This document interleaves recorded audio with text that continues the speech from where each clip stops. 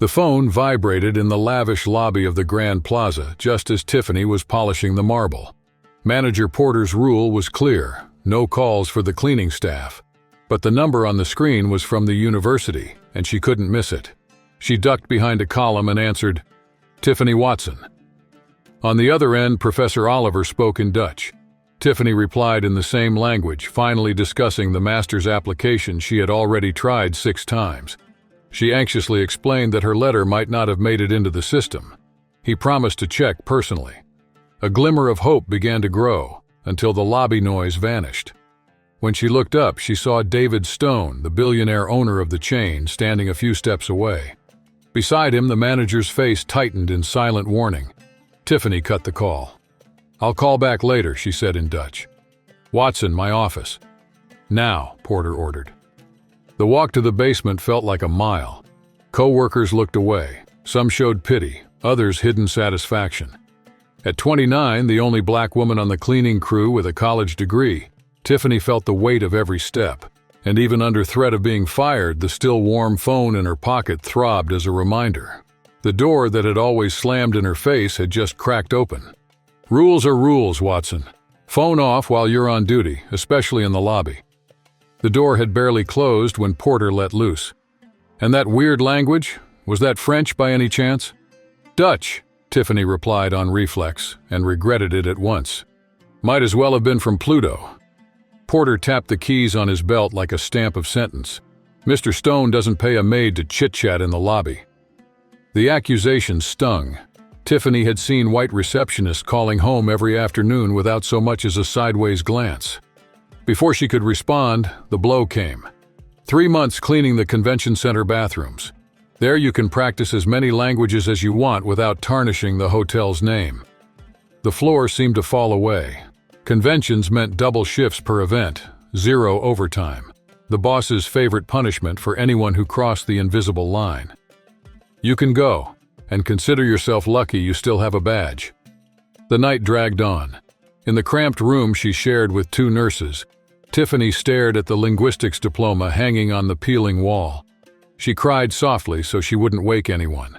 6 years scrubbing sheets, saving every penny for grad school, resumes sent, promising interviews, silence in return.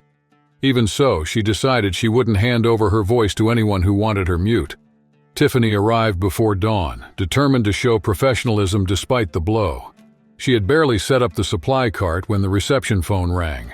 "Tiffany Watson," Melanie called. "HR wants you now."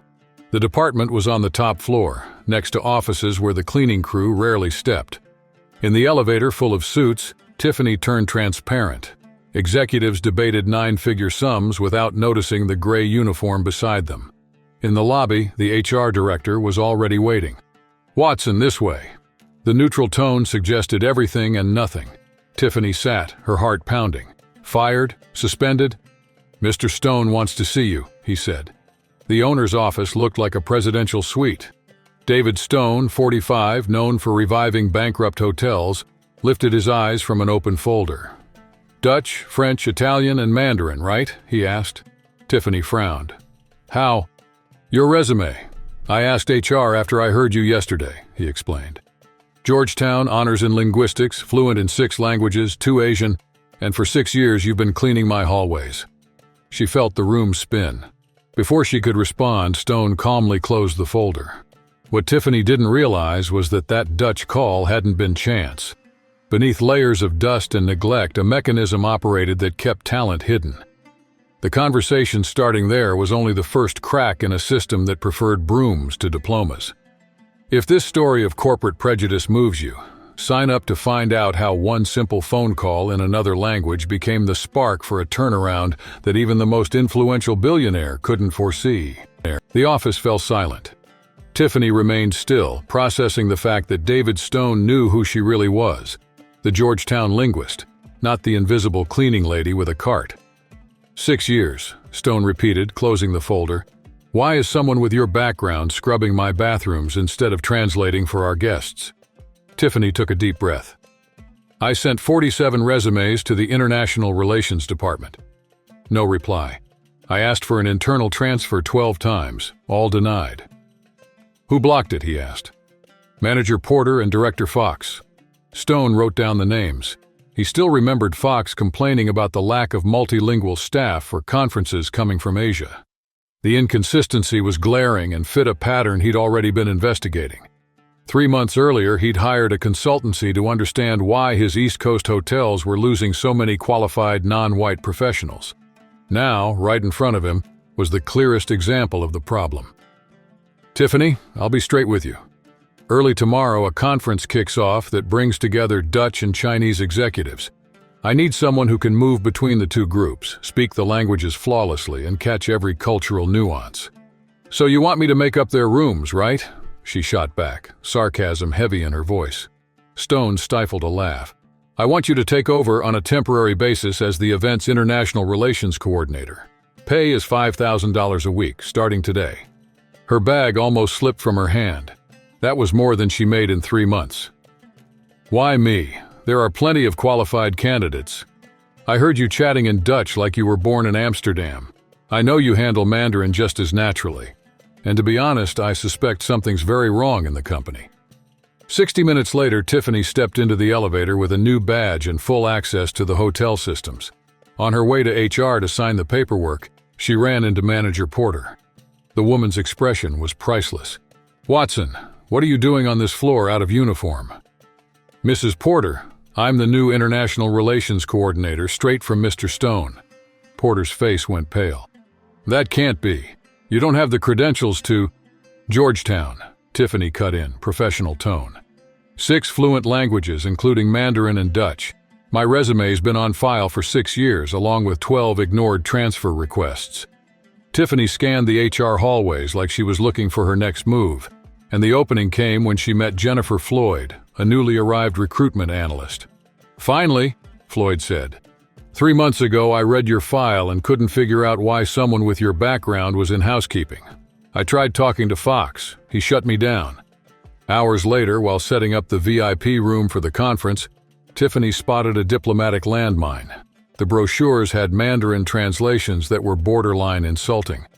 She rewrote titles, slogans, and badges in minutes. Stone showed up at the doorway, watching. "How did you catch the mistake?" "The texts used colloquial expressions that sound rude in China," she explained, pointing to a critical passage in the partnership proposal.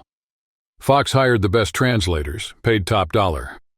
"Without checking credentials," she concluded, handing back the corrected pages.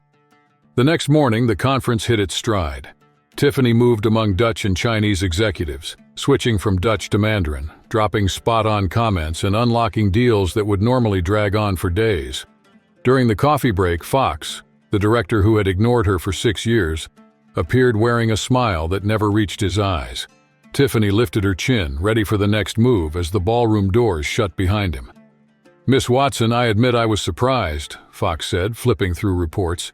"Surprised I solved in minutes what cost the hotel 50 grand. Tiffany raised an eyebrow, her tone unchanged. 50 grand is an exaggeration. I never even heard of that expense. He shot back, holding a tight smile. "I have read receipts for every email I sent in the last 6 years, she replied, sliding her phone across the table. Each message flagged serious mistakes in the translations used with Asian delegations. None got a reply. What Tiffany left unsaid was where those translations came from. Fox's niece's firm, which had no real command of Mandarin but charged like specialists. Contracts dug up with help from legal showed the same pattern: swapped terms, misspelled names, warped cultural references. Small slips that stacked up threatened the hotel's reputation and high-value deals. On the third day of the conference, an unexpected twist popped up. During the coffee break, a Dutch businessman stared fixedly at Tiffany. "Sorry to pry, but you're the author of that article on linguistic variation in international business published in the Journal of Applied Linguistics, right?" She confirmed, slightly surprised, and soon found herself surrounded by interested executives. The conversation that followed had the potential to change the game. "I've already cited your work at 2 conferences," the man announced, calling over colleagues to meet Tiffany. As the circle of onlookers grew, Stone, on the far side of the hall, noticed her smile hiding rapid calculations. Every handshake measured alliances. Every line gathered missing pieces.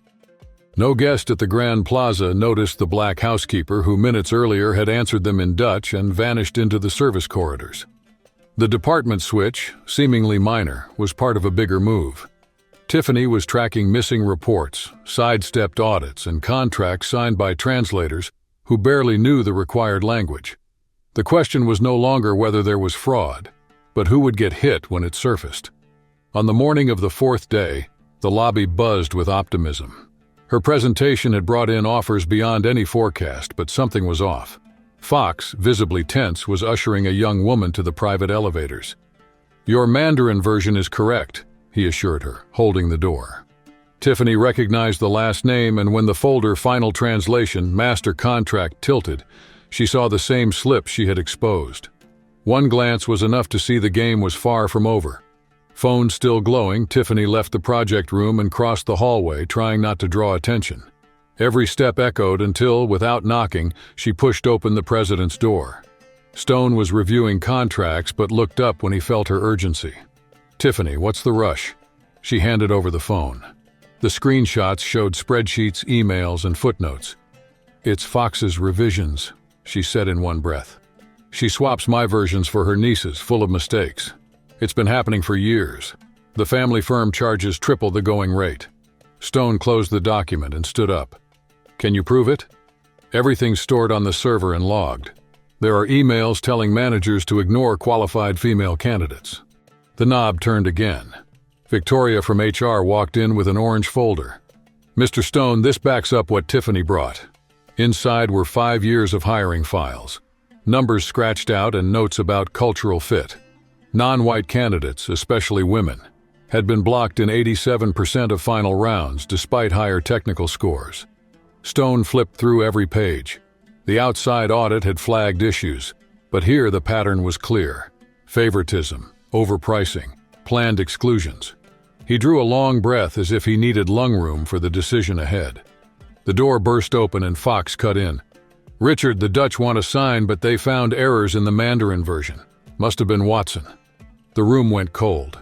Stone shut the door and spoke low. "James, we paid 50 grand for lousy translations while qualified people scrub bathrooms. Explain." Fox choked. "We hire the best." Tiffany dropped an email on the table. "Your niece doesn't have a Mandarin degree. Peking University never certified her." Fox shot her a hateful look. "You're just a cleaner." "PhD in applied linguistics from Georgetown, 6 international papers, all in the files you ignored," Tiffany replied, calm. Stone picked back up. "Emergency board meeting in 30 minutes. By then, your resignation needs to be signed." "You can't be serious," Fox muttered. "Choose your words carefully," Stone warned. 2 hours later, the auditorium was packed. Managers and directors rushed in. Up front, Dutch and Chinese partners whispered. Porter, head of janitorial, looked lost among them. Stone took the stage with Tiffany beside him. "Today we're exposing a scheme of discrimination and nepotism that's been eating this company alive. Folks, the number in the top right corner is what we almost lost this week," Stone said, voice steady. On the big screen, tables showed gaps between skills and roles, rejection rates by race and gender, and padded invoices from vendors tied to managers' relatives. Every eye locked on the data. He stepped forward. "For years, back-channel directives have corroded our culture and our bottom line. Today we start cleaning that up." Next slide. Many of you only knew Miss Watson in the halls, fixing signs and notices. She's the one who stopped an international contract from being signed with mistranslated clauses that would have cost us millions in lawsuits. The Asian delegate nodded. A few execs gave restrained claps. He kept rolling. "James Fox is terminated for cause. Chloe Porter is suspended until we finish the file on her role. And every hire and promotion in the last 5 years is going to an independent audit." The silence felt thick. Porter stared at the carpet. Then Stone allowed a faint smile. "I'm pleased to announce Dr. Tiffany Watson as our new Director of Internal Communications, in charge of every message that leaves this building." The auditorium broke into applause, some timid, some thunderous. In the back, folks with mops raised wet hands in joy. Tiffany stepped off the stage as security pushed Fox to the exit. He hissed, "You won't last the month." She just straightened her new blazer. In the lining, a recorder held every threat and slur he'd muttered to keep his racket alive. Hours later, in the glass-walled office, Tiffany finally let out the tears she'd held for years. It didn't hurt. It was pure relief. 6 years of vacuuming carpets, collecting excuses about lost resumes and profiles that didn't fit, now fit into a handkerchief. She picked up the phone. "Mom, it worked," she whispered. On the other end, silence and shaky breathing. Downstairs, directors were still piecing their mirrors back together. Some realized, maybe for the first time, that merit doesn't cling to gold badges. Once Fox's audio hit the board, the house of cards would crash for good, and the overhaul would dwarf any hotel lobby makeover. Every booking confirmed from now on would carry the mark of a new way of doing business. It was a phone call in Dutch, picked up by chance in the lobby, that tugged on this thread 6 months earlier. Now it had turned into a solid rope for someone who'd always been kept away from the top. And the story that was beginning to unfold promised to shake not only the Grand Plaza but the whole course of the industry. What began as a private score settling had turned into a quiet movement rattling the hotel world. On the 32nd floor, Tiffany's new office dominated the Manhattan skyline. The crisp plaque on the oak door read, "Dr. Tiffany Watson, Vice President of Diversity and International Relations." The 5-figure monthly paycheck was just the surface. The real power was about to show. Outside, Susan, executive assistant and confidant, walked in without knocking. "The restructuring committee is on the line, all the regional managers ready for you." Tiffany took a breath, straightened her blazer, and stepped into the room where David Stone and the other directors waited, spreadsheets open. It was the day to unveil the Invisible Talent Program, Tiffany's own creation. The first slide came up. In 6 months, we found 147 employees fluent in languages, finance, management, and tech working below their potential. 83% belonged to historically underrepresented groups. A murmur went around the table. Stone tilted his head. Tiffany flipped the slide. The direct impact? Translation costs are down 78%. Foreign guest satisfaction is up 42%. Our diversity metrics now lead the market, all with people already on payroll. A calculated pause. The numbers glowed on the screen while the board realized. This wasn't just fairness. It was strategy. It was a phone call in Dutch, picked up by chance in the lobby, that tugged on this thread 6 months earlier. Now it had turned into a solid rope for someone who'd always been kept away from the top. And the story that was beginning to unfold promised to shake not only the Grand Plaza, but the whole course of the industry. What began as a private score settling had turned into a quiet movement, rattling the hotel world. On the 32nd floor, Tiffany's new office dominated the Manhattan skyline. The crisp plaque on the oak door read, "Dr. Tiffany Watson, Vice President of Diversity and International Relations." The 5-figure monthly paycheck was just the surface. The real power was about to show. Outside, Susan, executive assistant and confidant, walked in without knocking. "The restructuring committee is on the line, all the regional managers ready for you." Tiffany took a breath, straightened her blazer, and stepped into the room where David Stone and the other directors waited, spreadsheets open. It was the day to unveil the Invisible Talent Program, Tiffany's own creation. The first slide came up. In 6 months, we found 147 employees fluent in languages, finance, management, and tech, working below their potential. 83% belonged to historically underrepresented groups. A murmur went around the table. Stone tilted his head. Tiffany flipped the slide. The direct impact? Translation costs are down 78%. Foreign guest satisfaction is up 42%. Our diversity metrics now lead the market, all with people already on payroll. A calculated pause. The numbers glowed on the screen while the board realized this wasn't just fairness, it was strategy. Across the country, Chloe Porter watched in silence from a modest California hotel. Months earlier, to dodge a sure layoff, she'd taken a demotion and a transfer. Now she ran the laundry at a second-tier property.